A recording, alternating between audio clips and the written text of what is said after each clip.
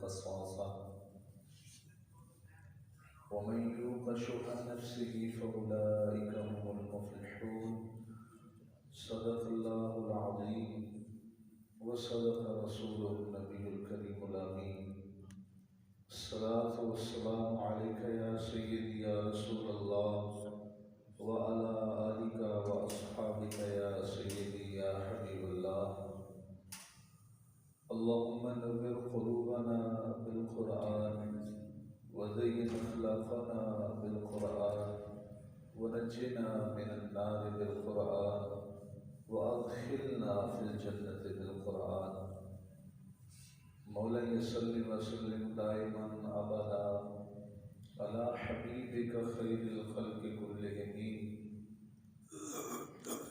اللہ رب العزت کی حمد و ثنا، درود و سلام علی خاتم الانبیاء و اشرف الاولیاء والعلماء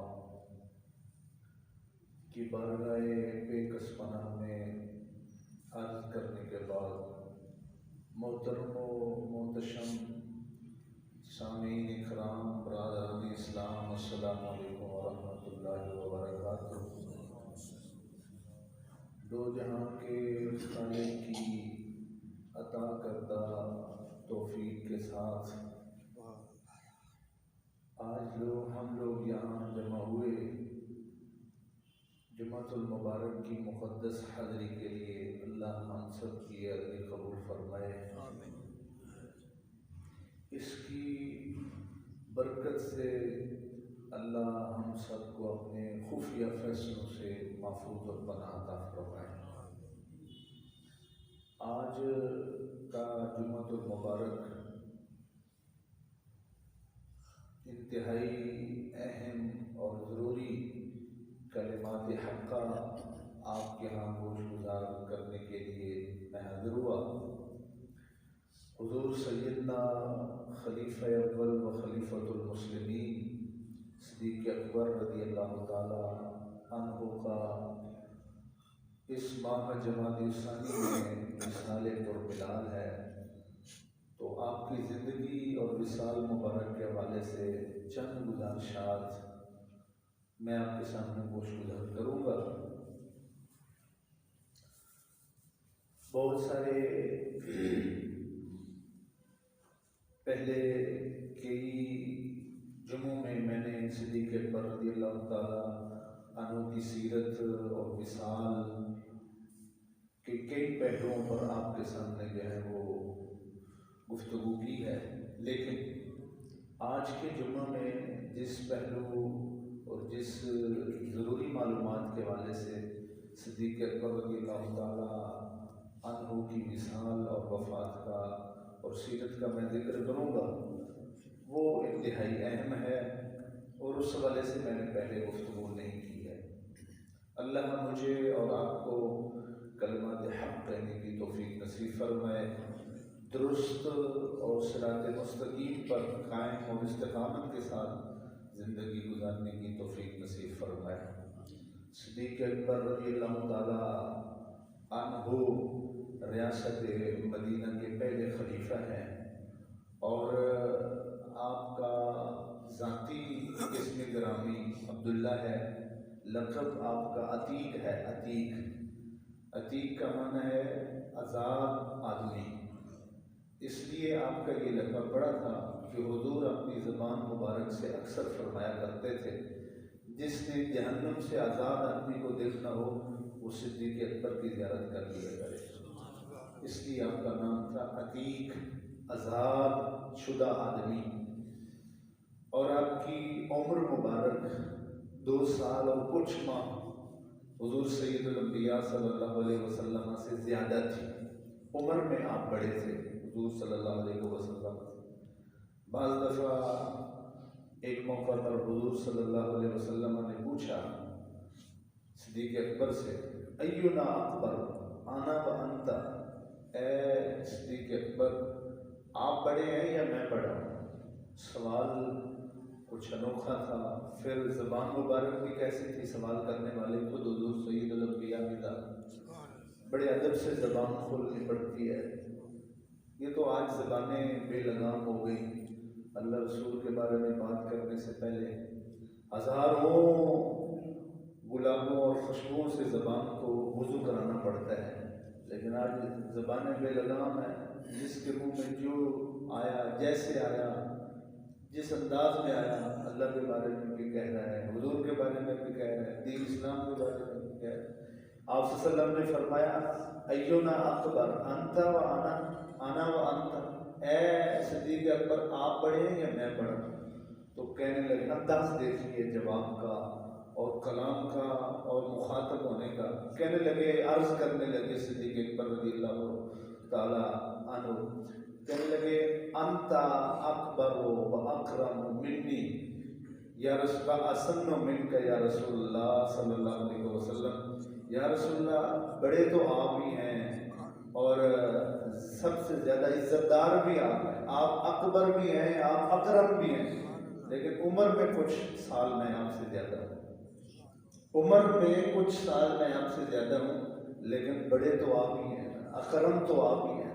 یہ بھی اللہ صدیق اکبر کی یہ خصوصیت ہے جو 1.25 صحابہ میں سے کسی صحابی کو حاصل نہیں ہے کہ 4 پشتیں صحابیت کے شخص سے جو ہیں وہ مشرف ہیں.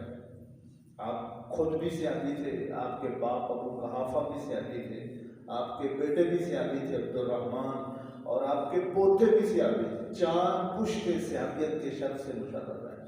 جیسا کہ سیدنا یوسف علیہ السلام کی 4 پشتیں نبی اور نبوت کے شخص سے مشرف تھی. یوسف علیہ السلام کے باپ یعقوب علیہ السلام بھی نبی، یعقوب علیہ السلام کے باپ اسحاق وہ بھی نبی، اسحاق علیہ السلام کے باپ ابراہیم علیہ السلام وہ بھی نبی.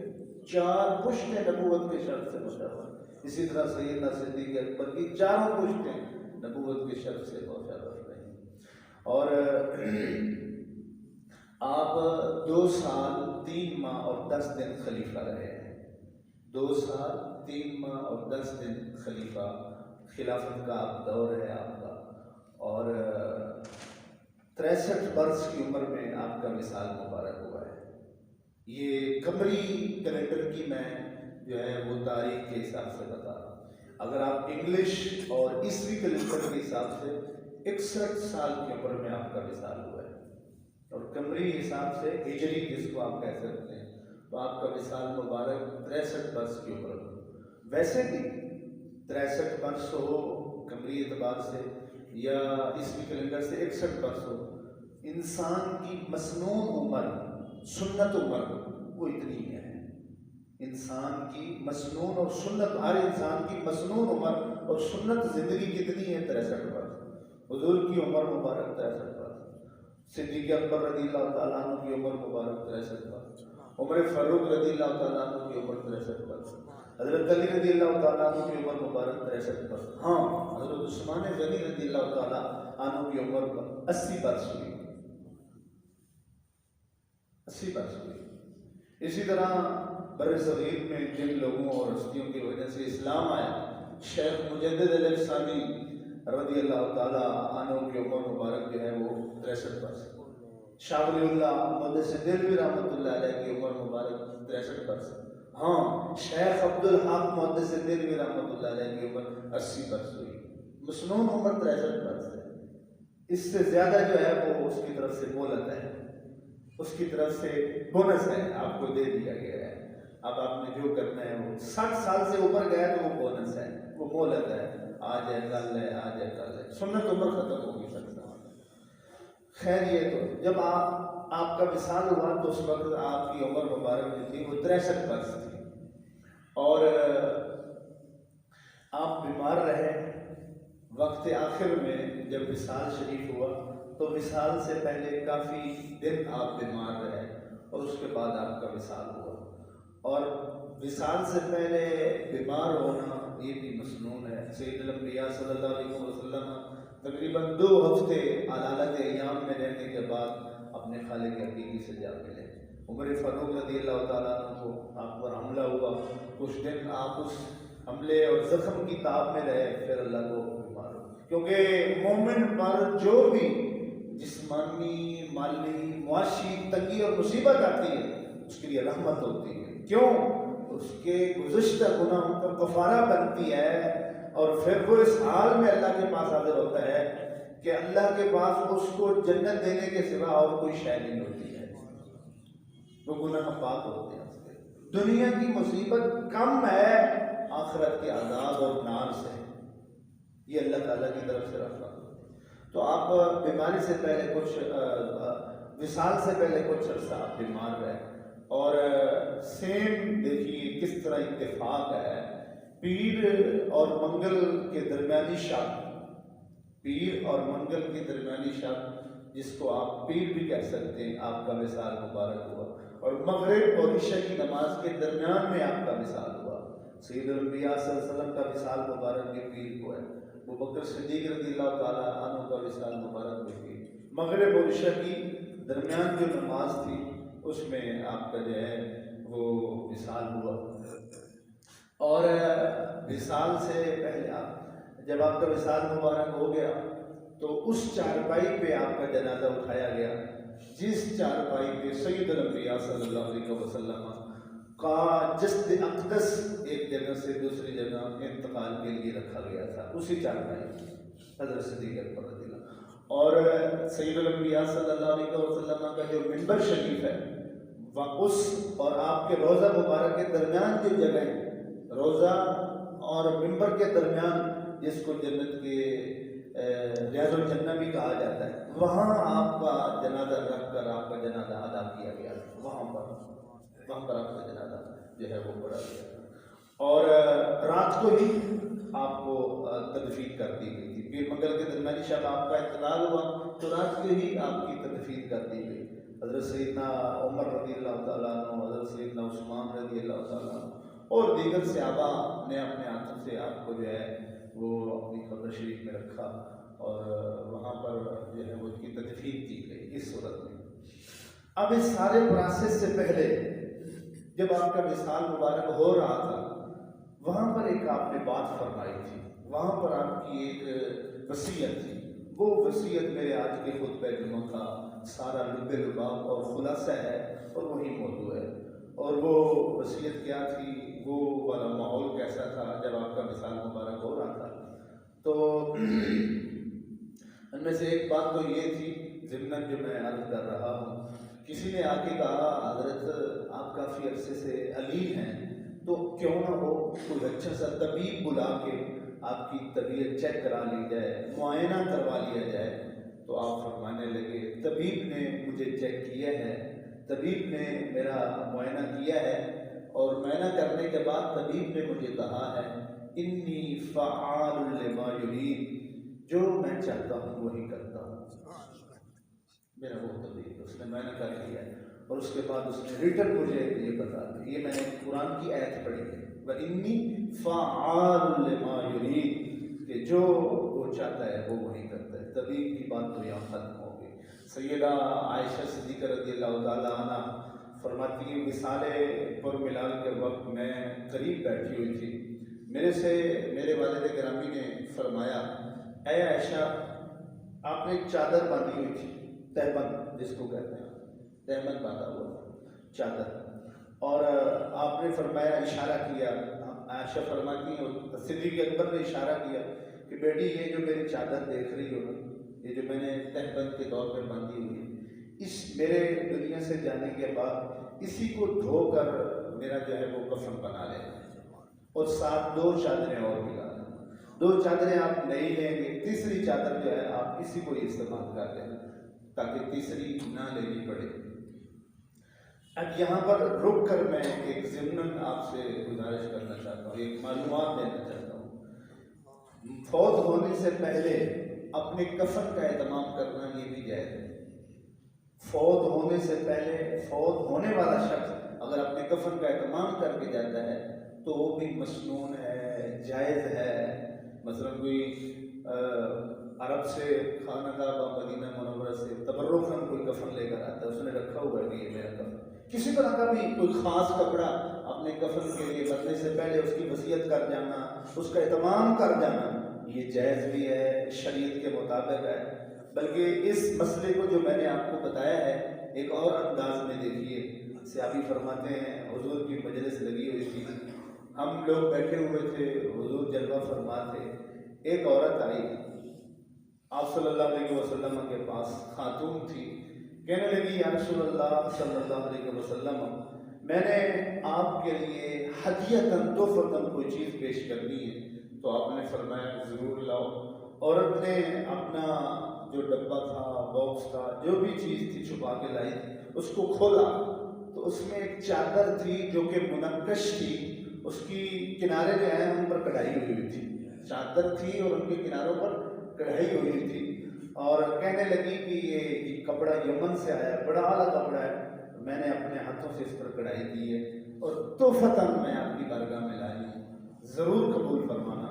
صحابہ فرماتے ہیں جب بی بی نے اپنا عریضہ اور تحفہ حضور کے سامنے رکھا، حضور نے ایک نگاہ پھاڑ کر اس تحفے کی طرف دیکھا، تو اس بی بی کے کلام کے بعد جب حضور تحفہ لینے کے لیے اپنا ہاتھ آگے بڑھایا تو ہم حضور کے باڈی لینگویج کو دیکھ رہے تھے، حضور بڑی محبت کے ساتھ اور بڑی چاہت کے ساتھ اور ایسے جیسے آپ کو بڑی ضرورت ہے اس چادر کی، آپ اس کو لے رہے تھے، اور لینے کے بعد اس سے پہلے جو آپ اپنے پاس رکھتے، مجلس کا اختتام ہوتا، گھر تشریف لے جاتے، پھر جا کے پہنتے، آپ نے بی بی چلی گئی اس کے لیے تو کیا میری چادر کو کیا قبول کیا، اللہ رسول نے مجھے ہی قبول کر لیا ہے، دنیا جہاں کے خزانے میری جھولی میں آ پڑے ہیں۔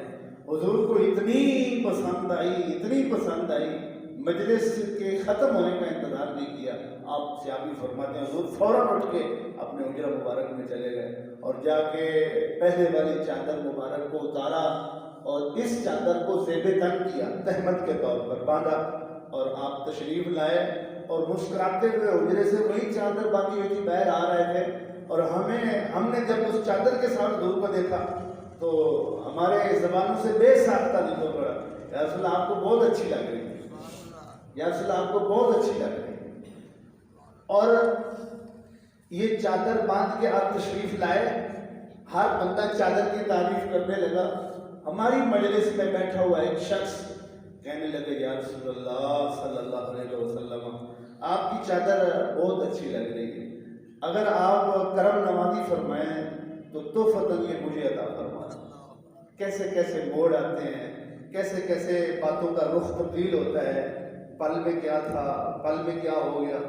اب حضور کو اتنی پیاری چادر تھی تو جب اس شخص نے یہ کہا کہ یا رسول اللہ تحفت مجھے بڑی اچھی لگی ہے، اگر تحفتاً آپ مجھے ارشاد فرما دیں، تو آپ فرماتے ٹھیک ہے، گفتگو ہو جائے، محفل ہو جائے، بعد میں اتار دو۔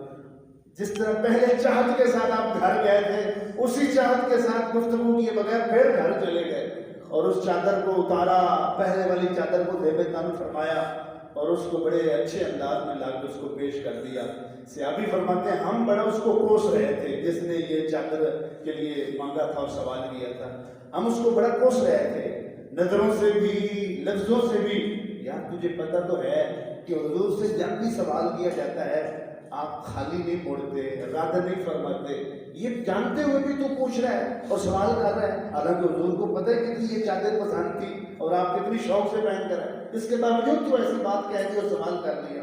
اس کا جواب بھی لاجواب تھا، اور یارو کہنے لگا یارو لالچ کوئی نہیں تھا، حرص کوئی نہیں تھی، اور میں منگتا یا میں مانگنے کی عادت یا میں عادتاً فقیر اور محتاج یا مسوالی نہیں تھا، چادر کا انتظار کر رہا تھا کہ حضور کے جسم سے لگ جائے پھر مانگوں گا، اور مانگی اس لیے نہیں کہ میرے تن پہ کچھ نہیں، جا کے رکھوں گا بکسے میں سنبھال کے، گھر والوں کو وصیت کر کے جاؤں گا، میرے مرنے کے بعد حضور کے جسم مبارک سے لگی ہوئی چادر میں میرا کفن کرنا، کم از کم جب حساب کے لیے کھڑا ہوگا پوچھیں گے کیا لائے ہو، کہا زندگی میں ایک ہی کمائی لایا ہوں، حضور کے تبرک لے کر آیا ہوں۔ اور صحابی جو حدیث پاک کو روایت کر رہے ہیں وہ فرماتے ہیں پھر اس بندے کا ہماری زندگی میں مثال ہوا اور اسی چادر میں اس کو کفن دیا گیا تھا۔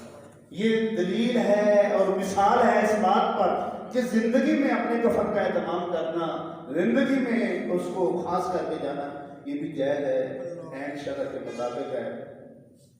اور آپ یہ بھی ذہن میں رکھیے کہ صدیق اکبر رضی اللہ تعالیٰ عنہ نے جب یہ فرمایا کہ یہ جو میری چادر ہے نا، اس کو اتار کے دھو کر کفن کے طور پر میرا جو ہے وہ ایک دو چادریں اور لے لینا، ایک چادر یہ ہو جائے گی، دو نئی اور ایک پرانی۔ اس سے یہ بھی معلوم ہوتا ہے کہ وہ شخص جو محتاج ہو، ضرورت مند ہو، نیا کفن خریدنے کے لیے اس کے پاس تن دستی ہے، کچھ سامان اور میسر نہیں، کوئی دے دے کفن تو وہ تو ثواب کی بات ہے، خود نہیں خرید سکتا، کوئی دینے والا بھی نہیں، تو شریعت یہ نہیں کہتی کہ قرضہ لے کر ادھار لے کر تو کفن لینا، انہی کپڑوں میں جن میں وہ پہلے ہے دھو کر صاف شفاف ان کو کر کے پاکیزہ کر کے کفن دے دیا جائے، یہی کافی ہے، قرضہ نہیں لینا، مقروض نہیں ہونا، یہ شریعت کا حکم ہے۔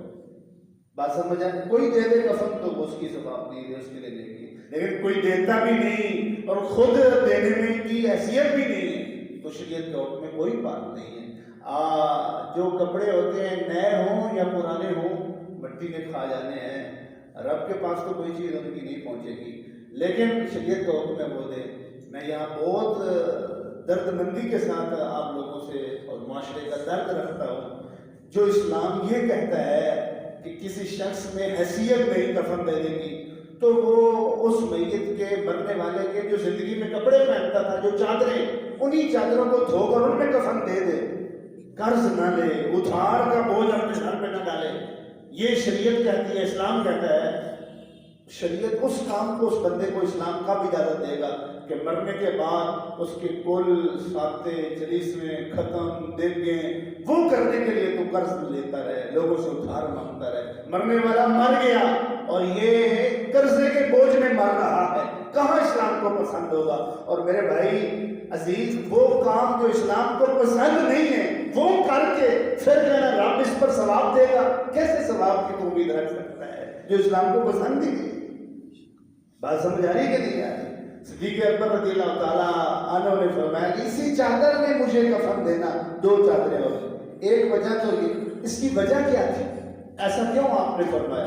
علماء نے بہت ساری وجہ لکھی ہیں، ایک وجہ ان میں سے یہ بھی تھی جو وہ دوسرے صحابی کی واقعے میں آپ پڑھ چکے ہیں، وہ یہ تھی کہ اس چادر کو پہن کر میں نے کئی دفعہ حضور کے ساتھ سفر کیے، ہجرت کا سفر بھی کیا ہے اور غزوات میں بھی شامل ہوا، خلوت جلوت میں حضور کے ساتھ رہا۔ یہ وہ چادر ہے جو پہن کر کے حضور کے ساتھ آتا جاتا، اٹھتا بیٹھتا تھا، بڑی برکت والی چادر ہے۔ اس لیے میں چاہتا ہوں کم از کم یہ ایک چادر تو میرے ساتھ جائے، جس چادر میں میں حضور کے ساتھ تہجد، حضور کے ساتھ نماز، حضور کے ساتھ مسجد نبوی، حضور کے ساتھ گھارے سور، حضور کے ساتھ گھارے کے سفر اور ہجرت کا سفر اور ہر جنگ اور ہر غزوے میں حضور کے ساتھ کیا۔ میں چاہتا ہوں یہ برکت اور تبرک کے طور پر یہ چادر میرے ساتھ رہے، میری قبر اور آخرت کے لیے سامان یہی کافی ہے، تبرک کا۔ بات سمجھ آئی؟ حضرت رابعہ بصریہ العدویہ رضی اللہ تعالی عنہا، آپ کا جب وصال ہوا تو آپ نے اپنی خادمہ سے فرمایا، بیٹی جب میں دنیا سے چلی جاؤں، میرے کفن دفن کا وقت آ پہنچے، میرے کمرے کی فلاں الماری میں رکھا ہوا ایک جبہ ہے جس میں میں نے ساری زندگی تہجد اس کو پہن کر ساری زندگی میں نے تہجد پڑھی ہے اور تہجد کے سجدے میرے قضا نہیں ہوئے، جب بھی میں تہجد پڑھتی تھی میرے تن پر وہ جبہ زیب ہوتا تھا، پہنا ہوتا تھا، وہ میری قبر پہ رکھ دینا۔ تو بحسب وصیت قبر میں وہ جبہ رکھ دیا گیا۔ جب وصال کے کچھ عرصہ بعد اسی خادمہ کو رابعہ بصریہ خواب میں آتی ہیں تو وہ پوچھتی ہیں کہ مالکم یا سردار، آپ کے تن میں وہ جبہ میں نہیں دیکھ رہی جو آپ نے وصیت کر کے رکھوایا تھا، یہ تو اور طرح کے کپڑے ہیں۔ آپ فرمانے لگی، میرے کریم رب نے فرشتوں کو حکم فرمایا کہ رابعہ کا وہ جبہ جس میں ساری زندگی وہ اس وقت اٹھ کر میرے سے راز و نیاز کی باتیں کرتی تھی جب دنیا سوئی پڑی ہوتی تھی، اس جبے کو سنبھال کے رکھ دو، جب قیامت کے دن میزان عمل لگا ہوگا اور رابعہ بصریہ کے اعمال تولے جا رہے ہوں گے تو نیکیوں والے پلڑے میں اس کا جبہ بھی ساتھ تولا جائے گا۔ صدیق اکبر رضی اللہ تعالیٰ عنہ فرمانے لگے کہ اس ایک چادر کو دھو کر اسی میں کفن دے دیا، یہ تو وہ باتیں تھیں جو میں نے ضمن کی. اب آؤ اصل بات کی طرف.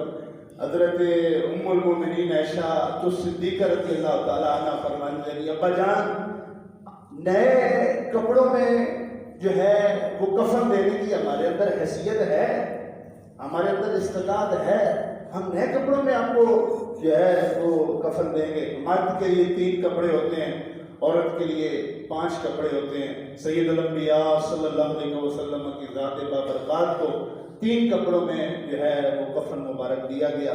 صدیق اکبر رضی اللہ تعالیٰ عنہ کو بھی 3 کپڑوں میں جو ہے وہ کفن. ابا جان آپ اس پرانی چادر کو 2 نئی چادروں کے ساتھ کیوں ملا رہے ہیں؟ ہمارے پاس تینوں کی تینوں نئی چادروں کی حیثیت ہے. تو صدیق اکبر نے جو جواب دیا وہ میرے پوری تقریب کا جو ہے موضوع ہے اور وہی جملہ ہے. آپ فرمانے لگے بیٹی ان الحی احق بالجدید من المیت, نئے کپڑوں کے لیے جو مرنے والا ہے, جو میت ہے, اس کی بنسبت نئے کپڑوں کا حقدار زندہ زیادہ ہے. جو آپ نے زندہ میرے لیے نئے کپڑوں کی چادر خریدنی ہے وہ کسی زندہ کو دے دینا وہ زیادہ میرے لیے مفید ہے بنسبت میت کو دینے کے. مرنے والے کو لیے نئے کپڑے اتنے زیادہ حقدار نہیں جتنا کہ زندہ کپڑوں کا حقدار ہے. وہ وقت بھی ہمارا معاشرہ دیکھ رہا ہے کہ مرنے والے کو جس پروٹوکول کے ساتھ جن اچھے سے اچھے کفن میں, مہنگے سے مہنگے کپڑے کے کفن میں اس کو اٹھایا جاتا ہے, کفن دیا جاتا ہے, اسی محلے میں اسی پڑوس میں غریب کے تن پر کپڑے نہیں ملتا ہے, غریب کے تن پر سردی سے بچنے کے لیے قبا نہیں ملتی ہے, اس کی پاؤں میں جوتی نہیں ملتی, اچھے کپڑے. اب صدیق اکبر کا مد مثال یہ پیغام دے کے جا رہے ہیں اور کیا فرما رہے ہیں ان الحی احق بالجدید من المیت, میت کی بنسبت زندہ بندہ نئے کپڑوں کا زیادہ حقدار ہے.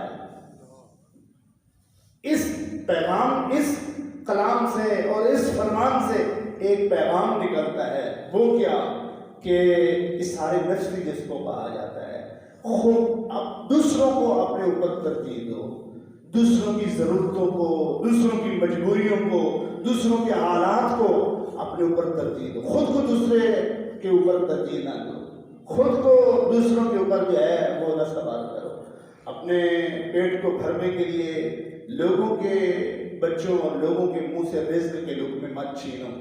اپنے گھر کے آنگن میں خوشیاں لانے کے لیے کئی گھروں کے آنگن کی خوشیاں اجاڑ دینا یہ اسلام کا پیغام نہیں ہے, اسلام کا مزاج نہیں ہے. اپنی عیش و عشرت اور عیاشی کو پورا کرنے کے لیے ایسا کرنا یہ بالکل اسلام اس کی اجازت نہیں دیتا. اور خصوصاً کسی کی مجبوری اور ضرورت سے فائدہ اٹھانا یہ تو بہت بڑا ظلم ہے, بہت بڑا ظلم ہے. کسی مسلمان کو دھوکہ دینا واقعی ظلم ہے, گناہ کبیرہ ہے. لیکن فرمایا کسی ایسے شخص کو دھوکہ دینا جو نہیں جانتا, جو مجبور ہے, جو ضرورت مند ہے, اس کو دھوکہ دینا یہ سب سے بڑا ظلم ہے, یہ سب سے بڑا ظلم. دھوکہ دینا ویسے بھی ظلم ہے, لیکن مجبور ضرورت مند کو دھوکہ دینا یہ بہت بڑا ظلم ہے. اور میں یہ باتیں بھلا کیوں کر رہا ہوں؟ صدیق اکبر رضی اللہ تعالیٰ عنہ کا وقت مثال یہ جملہ ہمارے لیے ساری زندگی کے لیے ایک اصولی کلمہ ہے, اصولی بات ہے. بڑا دکھ ہوتا ہے, آپ نے بھی دیکھا, میں نے بھی دیکھا کہ مری کے اندر جو آفت ٹوٹی, مری کے اندر جو مصیبتوں اور پریشانیوں کے پہاڑ ٹوٹے, یہ بھی حقیقت ہے, یہ بھی حقیقت ہے. جو لوگ کہتے ہیں یہ بھی حقیقت ہے کہ فلاں کی نااہلی تھی, فلاں کی غفلت تھی, بالکل حقیقت ہے. لیکن یہ بھی حقیقت ہے کہ ان سارے اسباب کے پردے میں میرے رب کے فیصلے کار فرما تھے, میرے رب کے فیصلے تھے جو ان اسباب کے پردوں میں چھپے ہوئے تھے. میں یہاں رک کر اس سے پہلے کہ نتیجہ پیش کروں آپ سے گزارش کرتا ہوں کہ اللہ تعالیٰ کے جو خفیہ عذاب ہوتے ہیں, ایک ہوتا ہے اعلانیہ عذاب, پتھر برس گئے, شکلیں پسک ہو گئی, زمین میں دھنس گئے, زلزلے آ گئے, مر گئے, کٹ گئے, ختم ہو گئے, اجڑ گئے, برباد ہو گئے, لٹ گئے, یہ اعلانیہ عذاب ہوتے ہیں. ایک اللہ کے خفیہ عذاب ہوتے ہیں. اللہ کے خفیہ عذابوں میں سے ایک عذاب یہ بھی ہے کہ آپ کی زندگی میں اچانک مصیبت آ جائے، اچانک موت آ جائے، اچانک جو ہے وہ پریشانی آ جائے، اچانک موت آ جائے۔ اچانک موت اور مصیبت اور آفت اللہ کے خفیہ عذابوں میں سے ایک عذاب ہے۔ اس لیے میرے کریم نبی اکثر یہ دعا فرمایا کرتے تھے، اللہم انی اعوذ بک من موت الفجاء، اے اللہ مجھ محمد کو اچانک موت سے پناہ عطا فرما۔ اچانک مصیبت اور موت کا آنا، جا رہے تھے ذہن کے کسی گوشے میں بھی نہیں تھا، ایکسیڈنٹ ہو گیا، کئی مر گئے، خوشی جو ہے وہ غمی میں بدل گئی، لٹ گئے، چوری ہو گئی، ڈکیتی ہو گئی، وہ ہو گیا جس کا آپ کو گمان بھی نہیں تھا، وہ چلا گیا، وہ جدا ہو گیا، وہ موت کی آغوش میں چلا گیا جس کے بارے میں خیال اور گمان بھی نہیں تھا۔ یہ جو اچانک اللہ کے فیصلے آپ کی زندگی میں آتے ہیں، یہ بھی اللہ تعالیٰ کا خفیہ عذاب ہے۔ اس لیے میرے حضور اس سے پناہ مانگا کرتے تھے۔ کسی کو کیا پتا تھا ہم مری میں جا رہے ہیں انجوائے کرنے فیملی کے ساتھ، وہاں یہ ہو جانا ہے۔ پہلے بھی تو لوگ جاتے تھے، پہلے بھی تو لوگ جاتے تھے، لوگ جا بھی نہیں، کسی کے گمان میں تھا ایسا ہو جانا، اور اچانک ہو گیا۔ اللہ کے خفیہ عذابوں میں سے یہ بات ہے۔ اور میں آپ سب کے لیے اس کے بچنے کے لیے ایک چیز ریکمینڈ کرتا ہوں، اور آپ ضرور اس کو یاد بھی کیجئے اور اپنی زندگی میں لائیں۔ یہ نہیں کہ صرف وہاں، یہاں بھی ہو سکتا ہے، اچانک جا رہے ہیں، کچھ بھی ہو گیا، کچھ بھی ہو سکتا ہے، مال لٹ گیا، چوری ہو گئی، ڈکیتی ہو گئی، قتل ہو گیا، ایکسیڈنٹ ہو گیا۔ یہ جو اچانک آپ کی زندگی میں آفتیں آتی ہیں، ان سے بچنے کے لیے میرے کریم نبی ایک وظیفہ کرتے بھی تھے اور بتاتے بھی تھے، اور وہ وظیفہ کیا تھا؟ وہ دعا تھی جس میں صرف 4 کلمے ہیں۔ آپ لوگ یاد کیجئے، بہت ساری زندگی میں آپ نے باتیں یاد کی ہوگی، یہ بھی یاد کیجئے۔ وہ کیا دعا تھی جس میں صرف 4 کلمے ہیں؟ اللہ کے نبی یہ اکثر دعا فرمایا کرتے تھے اور تلقین کیا کرتے تھے، اللہ کے خفیہ عذابوں سے بچنے کے لیے یہ دعا کیا کرو۔ وہ دعا کیا تھی؟ اللہم انی اعوذ بک من زوال نعمتک وتحول عافیتک وفجاءت حکمتک وجمیع سخطک۔ بس یہ 4 جملے ہیں۔ ان کا ترجمہ کیا ہے؟ اے اللہ، مجھے جو تو نے نعمتیں عطا کر رکھی ہیں، اچانک وہ نعمتیں میرے سے دور چلی جائیں، اچانک وہ میرے سے نعمتیں چھن جائیں، اس سے مجھے پناہ عطا فرما۔ جو عافیت، آسانیاں، خوشیاں تو نے مجھے دی ہیں، وہ میرے سے روٹ جائیں، اس سے مجھے پناہ عطا فرما۔ اور اچانک میری زندگی میں موت آئے، اس سے مجھے پناہ عطا فرما۔ اور آخری جملہ جو دعا کا ہے اس کا ترجمہ ہے، اے اللہ، ہر وہ بات اور کام جس سے تیری ناراضگی آتی ہے اور پھر تیرے فیصلے میرے خلاف آتے ہیں، اس کام اور عمل اور قول سے مجھے اپنی پناہ عطا فرما۔ بہترین دعا ہے اور انتہائی اکثیر دعا ہے، اس کو یاد کیجئے اور اپنی زندگی میں لائیں۔ جو بات میں کرنا چاہتا تھا اور میسیج دینا چاہتا تھا کہ وہاں پر جو کچھ ہوا وہ یقیناً کسی کی نااہلی یا مختلف اسباب ہیں، لیکن اس اسباب کے پردے میں اللہ تعالیٰ کا جو خفیہ فیصلے ہیں وہ بھی کار فرما ہے۔ لیکن سو وہ ہو گیا جو ہونا تھا۔ اللہ ہم سب کو اچانک آفتوں، اچانک موت اور پریشانیوں سے جو ہماری زندگی میں وارد ہوتی ہیں اس سے پناہ عطا فرمائے۔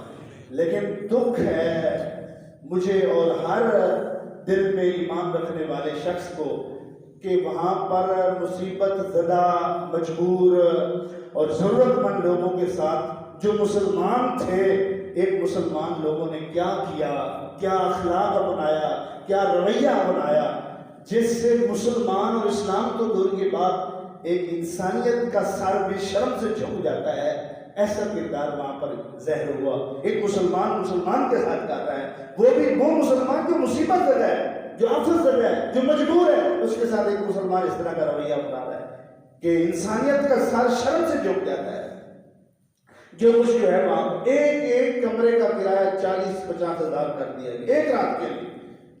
مجھے خود دوست نے بتایا، وہ وہاں پر گیا تھا، کہنے لگا ایک رات کے لیے 80 ہزار کے ہم نے 2 کمرے لیے تھے، ایک رات کے 80 ہزار کے 2 کمرے۔ ایک بزرگ شہری جس کی بزرگی میرے کریم نبی نے فرمایا، کسی بزرگ جو مسلمان ہے، اسلام میں اس پر بڑھاپا آیا ہے، اس کا احترام اللہ کے احتراموں میں سے ایک احترام ہے۔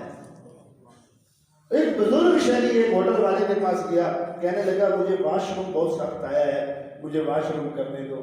آگے سے صفاق کہتا ہے کہ واش روم آپ نہیں کر سکتے، اگر واش روم کرنا ہے تو آپ کو کمرہ کرائے پہ لینا پڑے گا ایک رات کے لیے 40,000 روپے پر، پھر آپ واش روم کر سکتے ہیں، ادروائز آپ واش روم نہیں کر سکتے۔ ایک کپ چائے کا جو 50 روپے کا ملتا ہے وہ 500 روپے کا جو ہے وہاں پر دیا گیا۔ اور جن کی گاڑیاں پھنس گئی مصیبت میں، دھکے کی ان کو ضرورت ہے، سارے کی ضرورت، دھکا لگانے کے لیے لوگ پیسے مانگتے تھے، پیسہ دو تو پھر میں آپ کی گاڑی کو جو ہے وہ دھکا لگاتا ہوں، اور اگر پیسے نہیں دو گے تو پھر میں دھکا نہیں لگاؤں گا۔ کیا کردار تھا، کیا اخلاق تھا!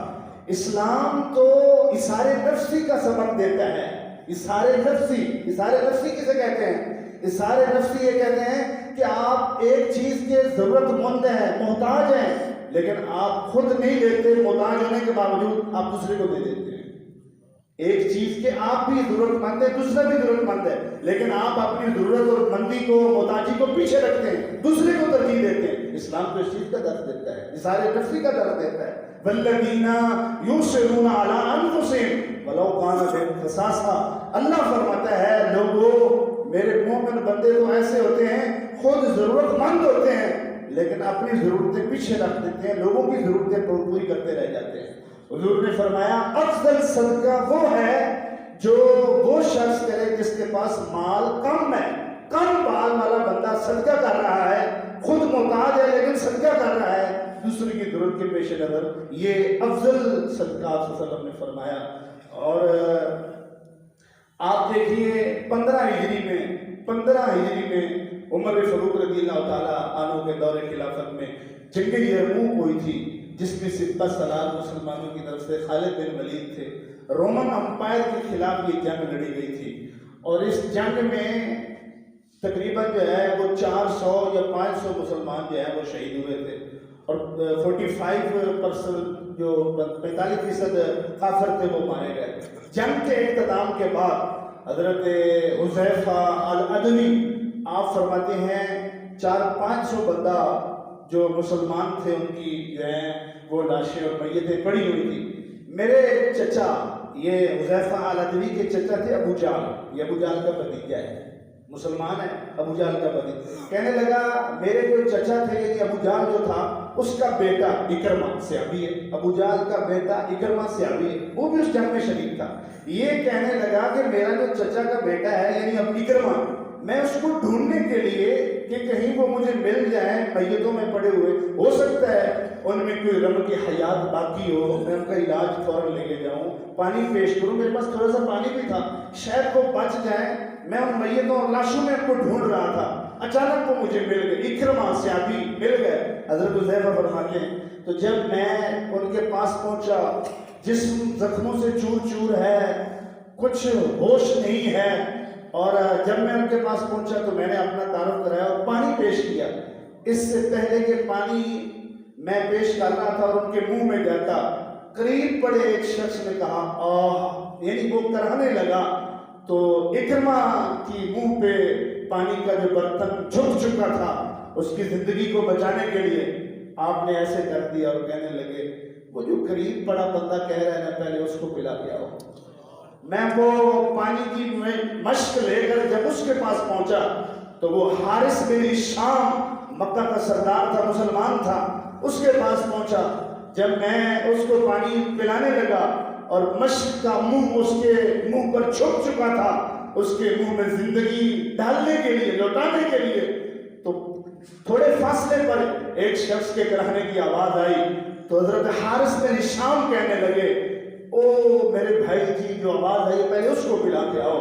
میں وہاں سے مشق لے کے دوڑا، وہ چونکہ تھوڑے فاصلے پر تھا، تو جب میں وہاں پر پہنچا تو وہ حضرت سہل رضی اللہ تعالیٰ عنہ تھے، لیکن وہ میرے جانے سے پہلے ہی انتقال کر چکے تھے۔ میں واپس دوڑ کے آیا کہ میں پچھلے کے پاس جاؤں، یہ تو انتقال کر گیا ہے۔ اس سے پہلے کہ میں وہاں پہنچتا حارث بن شام بھی انتقال کر چکے تھے، اور پھر میں دوڑا اپنے چچا کے بیٹے اکرمہ کے پاس جس کے لیے میں نکلا تھا، لیکن میں جب وہاں پہنچا تو وہ بھی انتقال کر چکے تھے۔ کائنات میں حضور نے ایسے انسانیت اور ایسے لوگوں کو دنیا کو پیش کیا ہے، آسمان نے ایسے کبھی نہیں دیکھے، زمین ایسے کبھی نہیں پیدا کر سکتی جو حضور تربیت صحابہ کو دے کر گئے تھے، جو اسلام نے جن کی تربیت کی تھی، وہ تو ایسے تھے، وہ تو اشارے نفسی کے اس طرح مالک تھے۔ اور آج لوگ اس تاڑ میں رہتے ہیں، کوئی ضرورت مند آئے، کوئی مجبور آئے، کوئی بے کس اور لاچار آئے اور ہم اس کی مجبوریاں خریدیں، ہم اس کی ضرورت مندی سے فائدے اٹھائیں، اور پھر ہم مسلمان بھی ہیں، پھر ہم کلمہ گو بھی ہیں، پھر ہم سب کچھ ہیں اور دامن میں عبادتیں بھی ہیں، لیکن لوگوں کی ضرورتیں اور مجبوریاں خریدتے رہتے ہیں۔ ایک مسلمان کا تو یہ کام ہے کہ اس کی زندگی نفع بخش ہونی چاہیے، لوگوں کے لیے فائدہ مند ہونی چاہیے۔ دنیا میں ایسے زندگی گزارو، اگر تم نہ رہو لوگ تمہاری عدم موجودگی جو ہے وہ اس کا محسوس کرتے رہیں۔ وہ کیا زندگی جس کے گزارنے کے بعد لوگ شکر کے کلمے پڑھیں، اچھا ہوا چلا گیا۔ نفع والی زندگی گزارو، لوگوں کو ضرر دینے والی زندگی مت گزارو، اور مجبوریاں اور ضرورت مند لوگوں کی اس سے مت فائدے اٹھاؤ، بلکہ اپنی ضرورت کو پس پشت رکھ کے لوگوں کی ضرورتوں کو پورا کرو، لوگوں کی حاجتوں کو پورا کرو۔ اللہ مجھے اور آپ کو سمجھنے کی توفیق عطا فرمائے۔ وآخر دعوانا الحمدللہ۔